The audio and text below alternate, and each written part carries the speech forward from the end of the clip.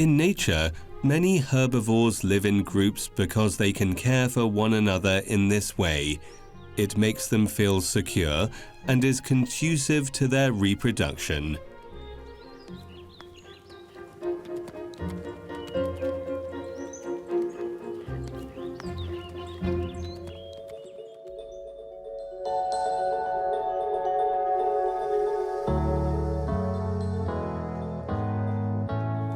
In the insect world, species may choose to live in groups to survive. Communal living turns small individuals into large biological groups they can depend on to make themselves safer and stronger.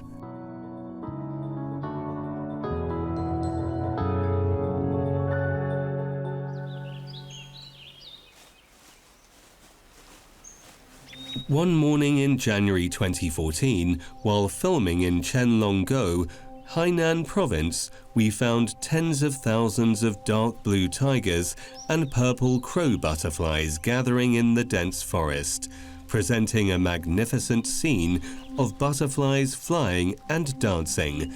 After landing, the butterflies cluster together and rest on branches. Gu Maobin, an entomologist at the Chinese Academy of Forestry, is also amazed to see such a scene. He tells us that it has been decades since there were gatherings of tens of thousands of butterflies. These milkweed butterflies have migrated here from far away. Inherently migratory, they always migrate wherever the living environment is good and food abundant. They come here because of the adequate amounts of pollen and nectar. Their survival strategy also determines their gatherings, since tens of thousands of butterflies clustering together can intimidate any natural enemies. But butterflies are not actually social insects. Without nests, social hierarchy, or division of labor, their communal living is bound to be temporary. Butterflies can only live a few months if they don't mate, so their communal living is short. If the females mate with the males, they'll die faster, meaning the swarms die with them.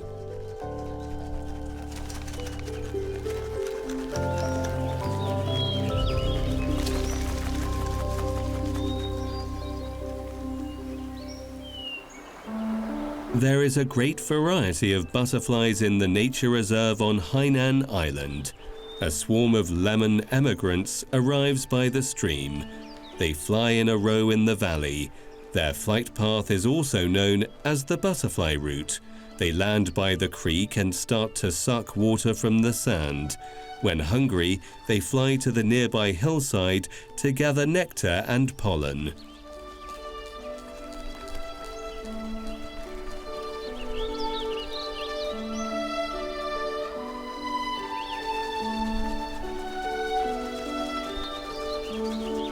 We often see many lemon emigrants dancing by a stream in the tropical rainforest of Xishuangbanna, Yunnan province.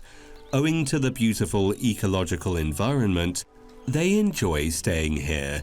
There is clean water as well as sweet nectar and pollen. Butterflies are sensitive to environmental changes, particularly lemon emigrants with migratory habits. They know where it will be better for them to stay and live. However, the communal living of lemon emigrants is also temporary. As the butterflies die, the groups disappear too.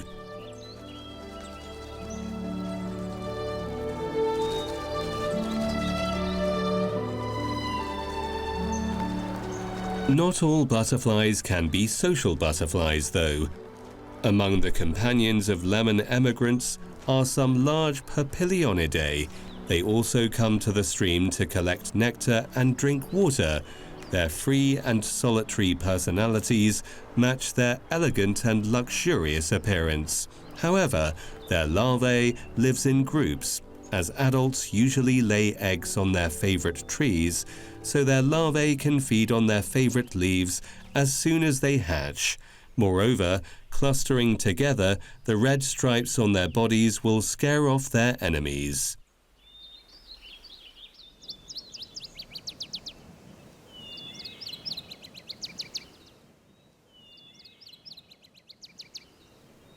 In September and October, the Metaplexus japonica, rough potato, fruit is ripe in northern China.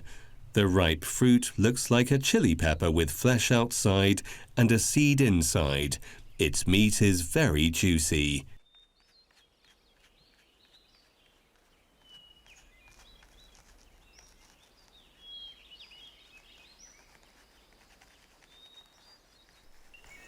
A group of Tropidothorax elegans are feeding on their favorite japonica fruit as if they are at a banquet. Their mouths are like syringe needles that can pierce the tender part of the fruit skin. Although it's crowded here, they feed in an orderly fashion and don't compete or fight with each other. As a companion squeezes in, the others make room for it to share the feast.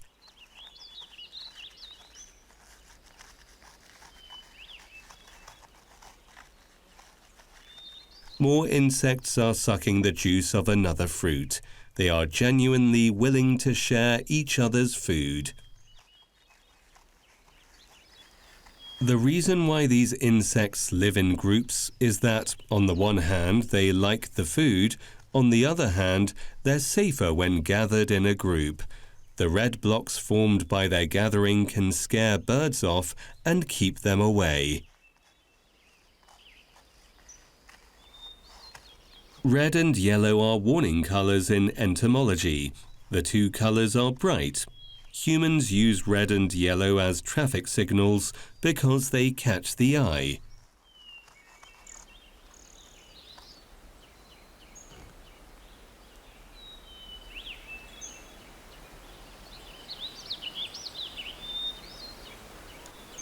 It's October in Gaoligong Mountain in Yunnan Province.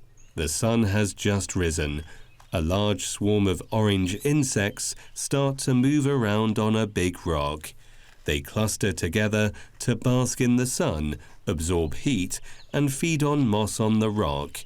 Though individuals are only 0.3 centimeters, they form a large red-orange area by gathering together. The color can deter their natural enemies. They seem to instinctively understand that there is safety in numbers. This is the Sococherastis sp. Their color block can also warn and deter their enemies. This insect is distributed mainly in Yunnan, China. They are a rare species that people can hardly see. There's little research on them.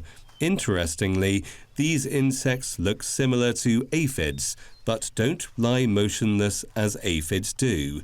They search for moss on rocks and move together in the thousands.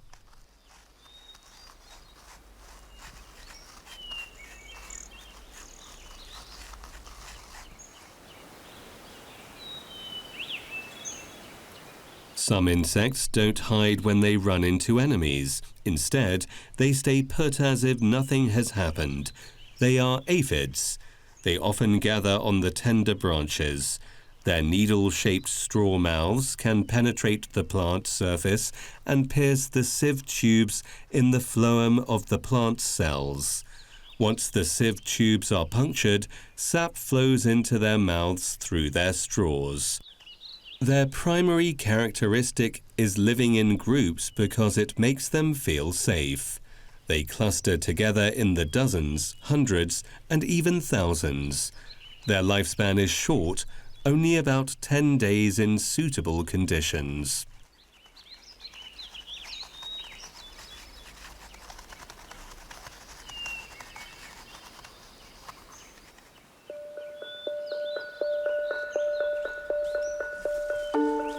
At this moment, on a small shrub nearby, a mantis egg begins to hatch.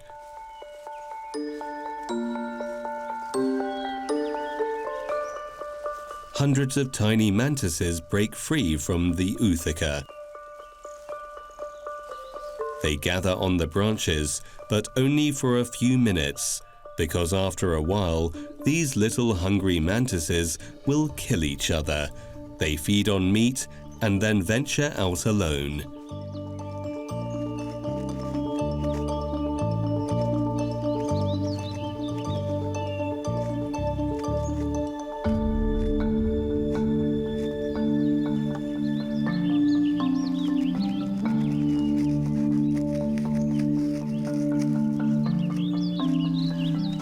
Aphids are eagerly sucking on a plant sap. A newly hatched mantis arrives at their party. The fledgling mantis has long been eager to give it a try.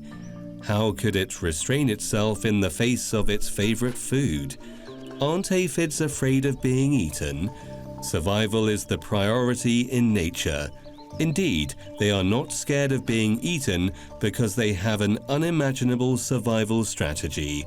The more they get eaten, the more they reproduce.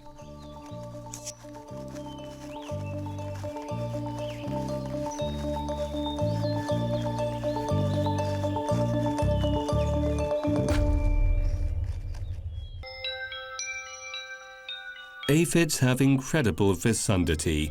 Every year between 10 to 30 generations will be born. It means that they can reproduce non-stop in the proper environment.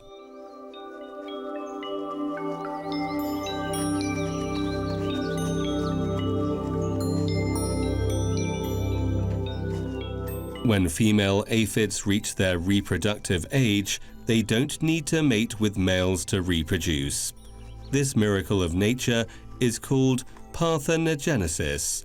It is estimated that if all the offspring of an aphid survive and continue to reproduce, they can reach hundreds of millions from just one original aphid.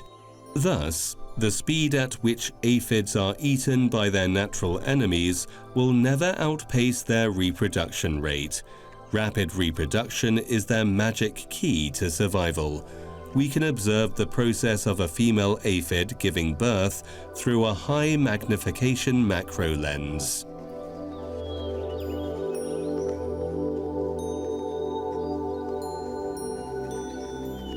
Here is something interesting. Many ants run back and forth on these tender branches, crawling with the aphids. They don't harm the aphids. Instead, they wander around them. What's going on here? The ants have come for what is called honeydew, a liquid secreted from the tail of the aphids, rich in nutrients such as sugars, amino acids, and vitamins. Although this is aphid waste, they are an excellent food source for the ants. This aphid starts to secrete honeydew. An ant quickly comes over and drinks it, but the hungry ant isn't full. Using its antennae to pat the back of the aphid, it urges the aphid to secrete more honeydew quickly.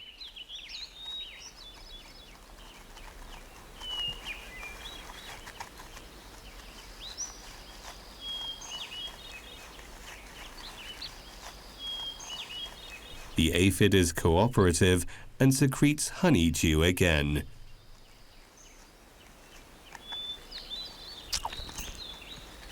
In its natural state, an aphid secretes honeydew approximately once an hour, but this ant is too anxious to wait.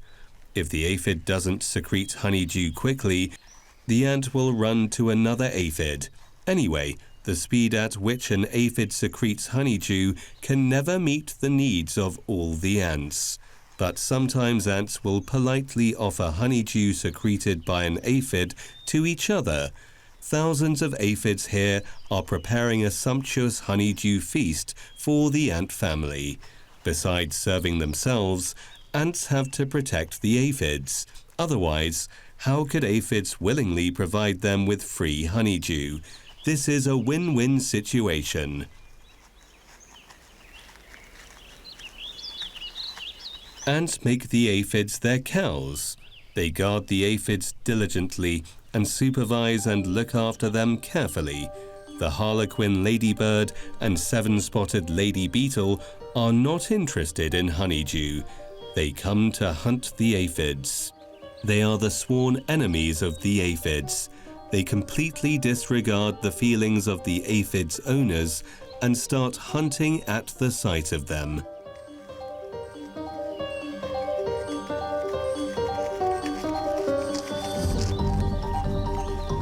As the owners and protectors of the aphids, the ants naturally step forward to expel the unwelcome guests. For these ants, aphids are their private property. They won't allow anyone to touch them. They have formed a mutually beneficial and intimate relationship with the aphids.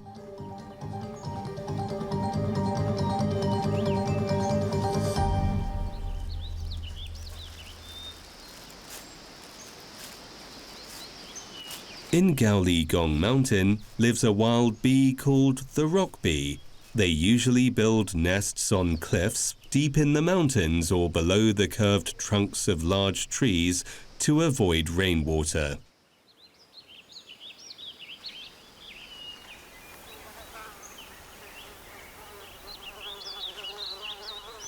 On the trunk of a tall tree, we find a beehive densely covered with rock bees. Suddenly, a fierce wasp comes near the beehive. The wasp is a predatory insect and a natural enemy of the rock bees. Now, it wants to catch a rock bee for lunch, but the bees are tightly packed together, leaving no gaps. The wasp approaches several times, but is unable to attack. The sting of rock bees can be deadly too. It may be stung if the bee strikes back. The wasp is reluctant to give up. It is waiting for an opportunity to hunt a rock bee.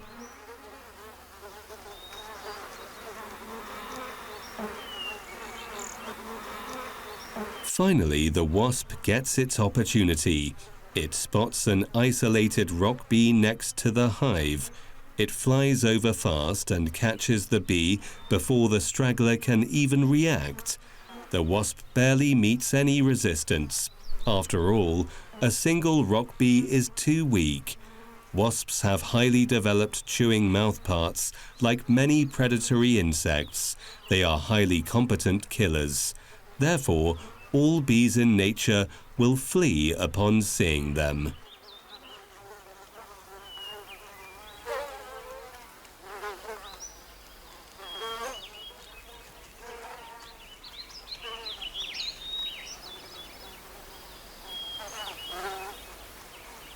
There's another wild bee called the dwarf honeybee. Their nests are usually built in bushes and are very covert. Animals, or even humans, can hardly detect them.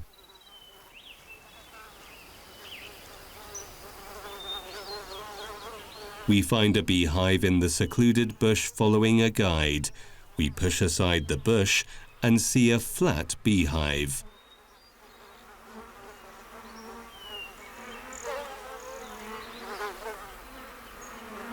Don't be afraid of their attack, because their sting only causes mild pain. Their scientific name is Apis florea. They have lived and multiplied in deep mountains for generations, collecting pollen and nectar from local plants. All the bees are lying on the hive now as if they will wrap it up. Gathering together is their instinct for safety. The hive's top is the larvae nursery, and the honey is stored at the bottom. Honey is the primary food for the Apis florea family. They store nectar here as soon as they come back from gathering it. After being processed hundreds of times, the honey is mature. Then the bees seal it up with beeswax. The white thing on the beehive is beeswax, and under it is the honey. When we leave here and arrive at the foot of a nearby cliff, we find a black thing hanging off it. Our guide tells us it's a beehive. Its diameter is approximately 1 to 1.5 meters, with tens of thousands of bees clustering on it. This nest is dozens of times larger than that of the dwarf honeybee. Such a large beehive and swarm are genuinely daunting. This is a local giant honeybee, one of the largest wild bees in the world. Its scientific name is Apis dorsata.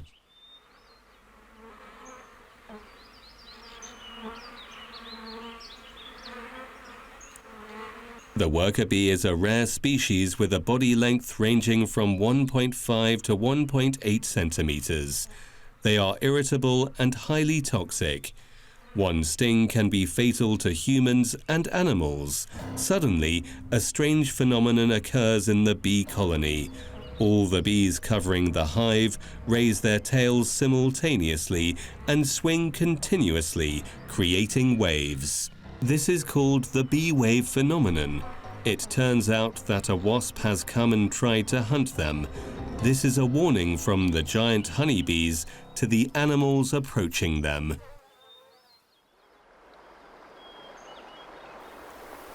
In Nanling National Nature Reserve, we find many wild bumblebees. Like other wild bees, they live on nectar and pollen, but their nests are built underground instead of on trees. The worker bees are busy building a nest here. The nest is made of beeswax secreted from the wax glands of the worker bees. However, the structure and size of the nest are not as uniform as those of bees.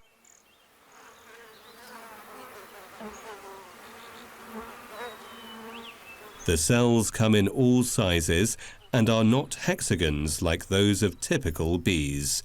They look like tiny meatballs that have just been fried in oil in terms of color and appearance.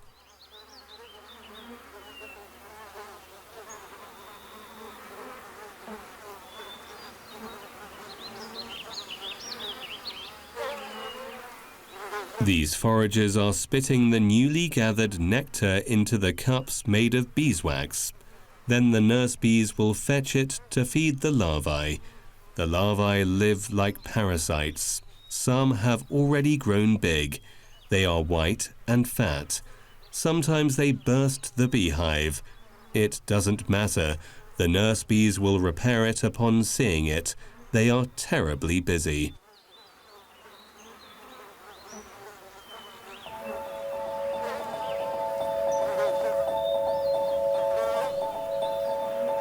The larvae always open their mouths and wait for food. Before they develop into the next stage and become a pupate, they never seem to be full. The nurse bees tirelessly feed them with honey. Their daily honey consumption is high. The foragers gather nectar daily, and the honey cups are filled with the nectar they bring back.